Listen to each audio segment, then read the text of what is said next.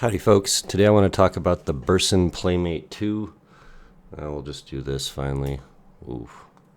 So I've had this for about a year plus. It actually comes with JRC op amps.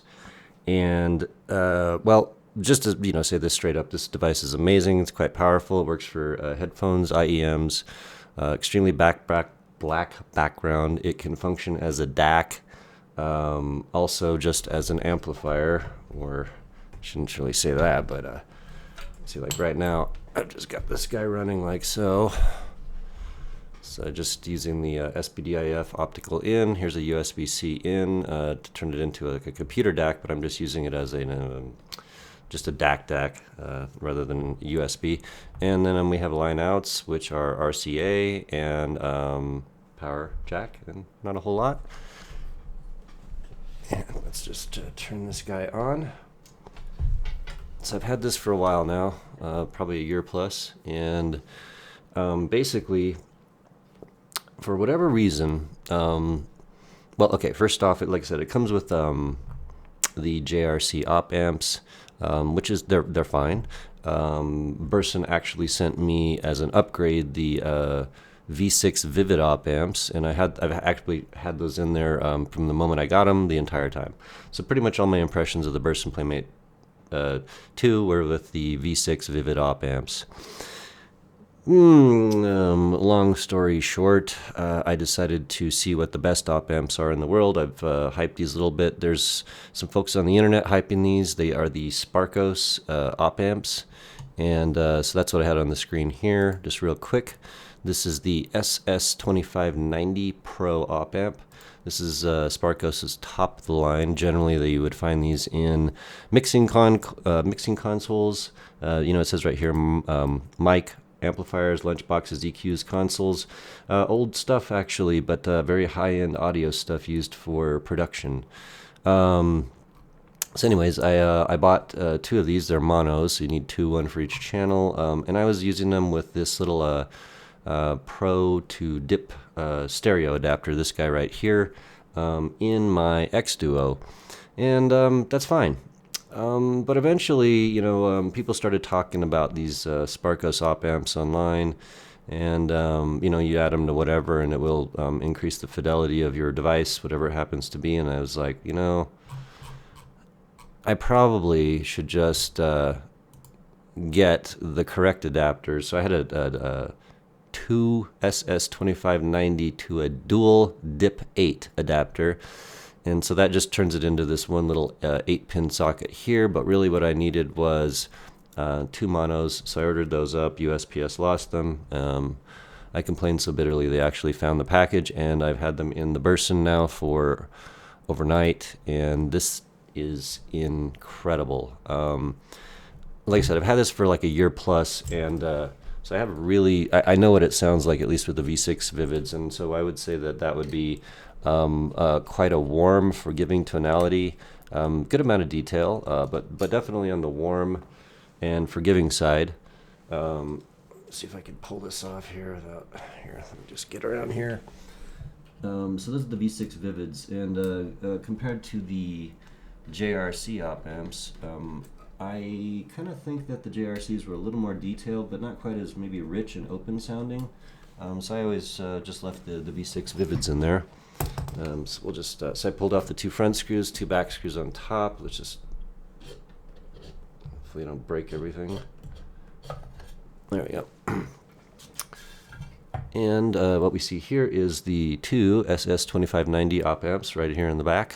Sorry, hand out of the way. So there's four op amp sockets on this guy. I'll just point to them with this. So this op amp is this is a dual. So the ones on the sides are duals, and the two on the middle are monos. Sorry, Jesus. These two guys here and here are duals. Now these are the IV stages, like basically that's it's converting the signal coming out of the DAC into voltage, And then the final stage is these two guys here. We call it the low pass or the buffer stage, LP. I don't think it's low pass. But anyway, this is the these two op amp areas. If you replace these, will sound probably well. There'll be bigger differences than if you replace the two on the outsides, the IV stage. Anyways, just wanted to pull this up so people could check it out. That's what I did. Got a couple of extenders on both of those. You can just jack them right up off each other and fit them, no problems. Now the two on the sides, I do have Vivids for, again, these guys here, but I don't, like, I've actually replaced, before I did this, I stuck the Vivids in and just the JRCs, just did some A/B testing. I honestly can't tell, like, at all. So, whatever. I might get some flexi adapters and get these two guys on the sides with the V6 Vivids, or maybe some Sparkos, but in my opinion, at least from what I could tell, didn't really sound like much. However, man, these two guys here, wow.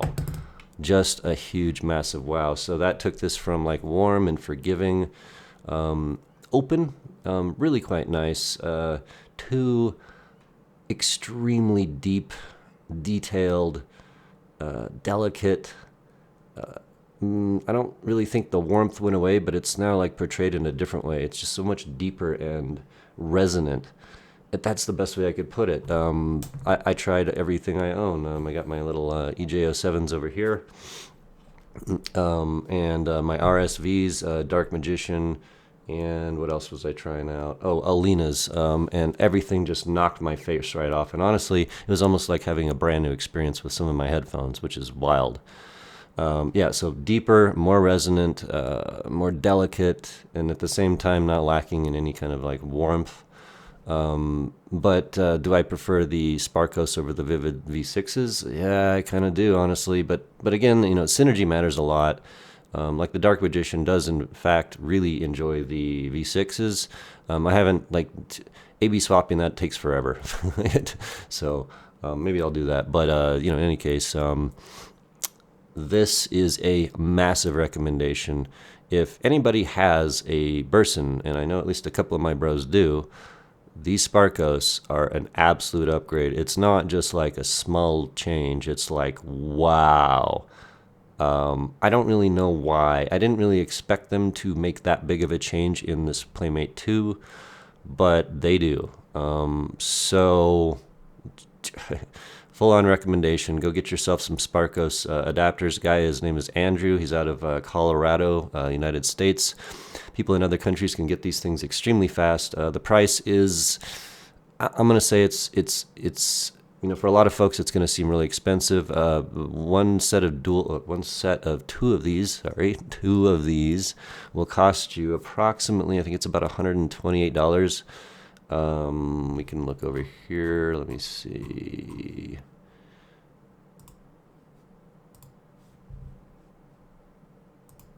So, depending on the device you need to do, but like if it's a Burson, you know, I really wanted a good platform for these op amps, and I think the Burson does them pretty good justice. So yeah, we got $59.90 for one, and I think if you get the dip adapters, let's see, you can get 74 with one all the way, you know, soldered, and then I think I have to go to the other adapters like these ones, but in any case, you can actually buy them soldered. Whoops. 140 something? I could have sworn. Not installed. Okay. Oh, this is just the mono adapter. I need to go to the dual, which is, why can't I find the dual? This one, yeah. So come on, there we go. So you can order yourself a dual if you happen to, and you know, these are big, and you got to make space in your device. So good luck. Oh, nice, 126. So that's a pretty good deal, honestly. Highly recommended. You guys, I don't know. It would be hard for me to recommend anything after these Sparkos in terms of op amps. So they're pretty much going to be my top of the line. I absolutely adore this Burson Playmate 2. It's a fantastic platform for this guy, and get yourself some, man. This is just phenomenal. One of the best things I've ever heard.